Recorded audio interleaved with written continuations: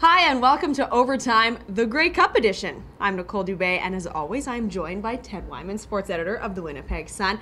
Okay, let's get right into it. Break down the game a bit between the Lions and the Bombers. Which team has the advantage on offense? Well, I think I'd have to give that to the BC Lions. They have the player who I believe is going to be the most outstanding player in the CFL. That is Travis Lulay, a very good quarterback, moves his legs very well. He's a fine passer, but he's also a very good runner and hard to contain. They also have good running backs. They have a good Canadian in Andrew Harris, and they have G. Simon, who's only one of the greatest receivers in the history of the CFL. The Blue Bombers are a good football team as well. They're going to be successful if Chris Garrett, the running back, has a big game, and if Buck Pierce stays upright and has a moderately good game passing. But they don't have quite the firepower that the BC Lions do.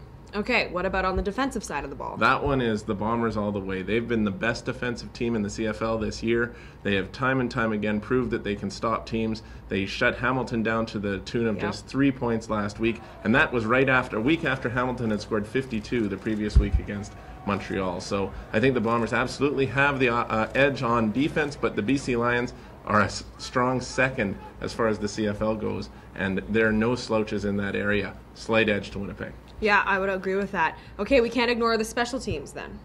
No, of course not, and that one goes to the BC Lions because they have the best special team player in the league, in my opinion, and that is Paul McCallum, the Canadian kicker who has just been unbelievable this year. He has hit over 90% of his field goals. He just does it all. And Winnipeg's kicking situation, not as strong. Justin Pilardi is a younger kicker, hasn't had a ton of big game situations.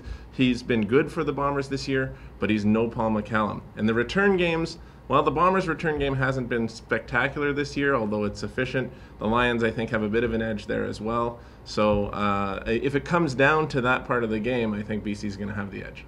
Well, and as much as we like to think it comes down to just players and talent, coaching is a factor in such big games. So what team has the better coaching? Well, Wally Buono is one of the best coaches in the history of the CFL. Again, you know, like I already mentioned, G. Simon, who's one of the greatest receivers of all time. Well, Wally Buono is certainly one of the greatest coaches of all time in terms of his winning percentage.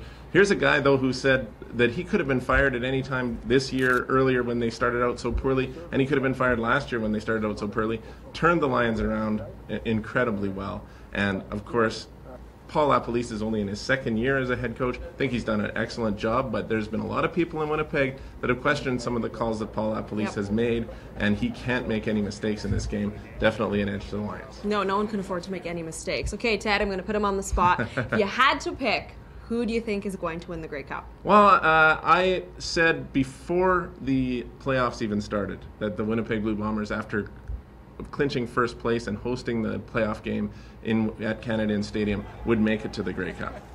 And I said they were going to lose to the BC Lions in the Grey Cup, and I think that they are going to lose to the BC Lions on Sunday. The Lions are just a bit better team, and the edge that they really have is they're the home team in their own building, a beautiful new building out in BC. It's going to be loud. It's going to be dominantly BC fans, and unfortunately, that's going to be tough for the Bombers. But I will not count them out. I think they certainly do have a chance.